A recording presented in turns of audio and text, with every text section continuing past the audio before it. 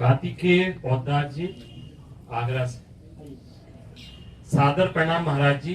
प्रायः आपका प्रवचन YouTube के माध्यम से घंटों सुनता हूँ। भगवान में विश्वास सच मायने में आपके शब्दों से बन रहा है।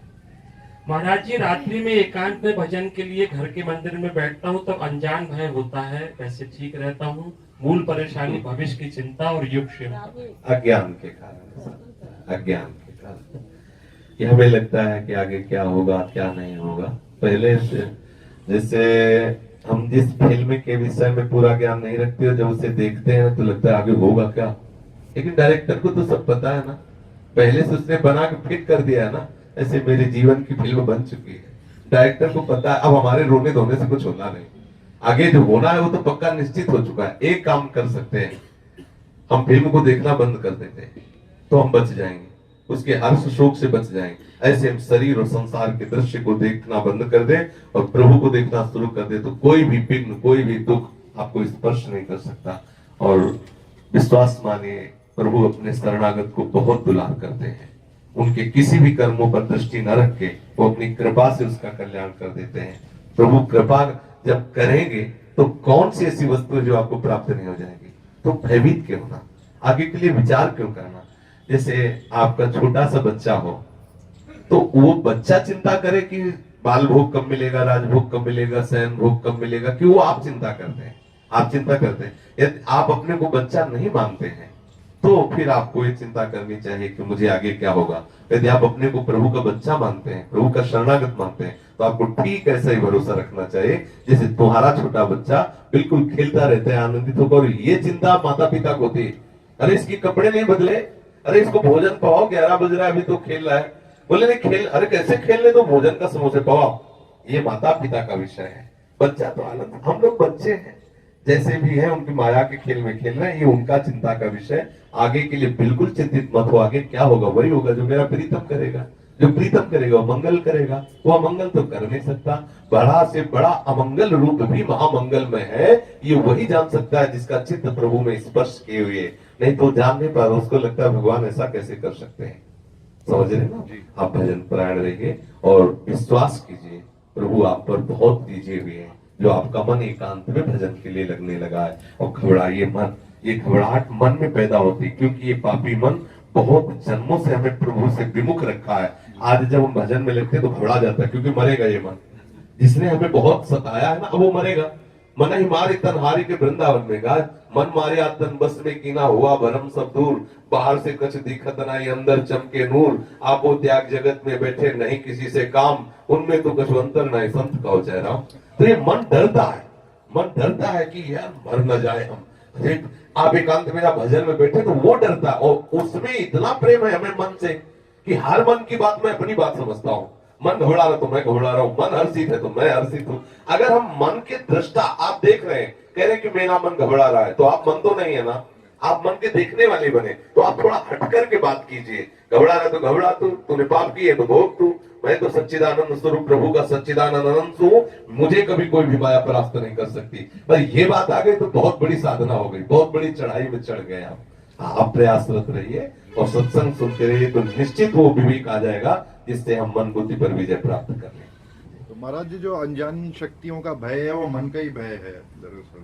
हाँ, कोई भी ऐसा हरि स्मृति सर्वविपद विमोक्षणम, जो भगवान के चरणों का आश्रय लिए, ना किसी देवी देवता की ना किसी मनुष्य की किसी की ताकत नहीं कि मार सके, पक्का। तो एक बार हम भ्रमण कर रहे थे तो एक फतेहपुर जिले में कस्बा है, तो वहां के जो भूतपूर्व प्रधान थे उनकी नवीन प्रधान से बड़ी दुश्मनी थी। उधर ही भ्रमण करने के लिए कभी गंगा का किनारा कभी ऐसे एकांत क्षेत्र में भ्रमण करते थे, तो खबर मिली थी। तो अपने लोग तो मतलब जैसे चिंतनीय स्वभाव है ना, हर बात को फिल्टर करके अपने में ले आना। तो सुना कि पूर्व प्रधान ने नवीन प्रधान को मतलब गोली मारने के लिए राइफल साथ रखते थे, एक आदमी साथ रखते थे। उधर वो आ रहे थे कार से और ये जा रहे थे मोटरसाइकिल से, पुराने प्रधान, उनके पास भी दुनाल थी। अब उनको पता नहीं था कि कोई ऐसा दृश्य हो, तत्काल नजदीक मोटरसाइकिल लेकर राइफल से गोली मारी सीधे पुराने प्रधान ने नए प्रधान पे, लिमिक्स हो गए। पहले को उतर पड़े गाड़ी से, उनके भी आदमी थे, तो उनका कहो प्रधान जी, कहो हाथ से तुम्हें मार डाले, कहो बंदूक से मार डाले।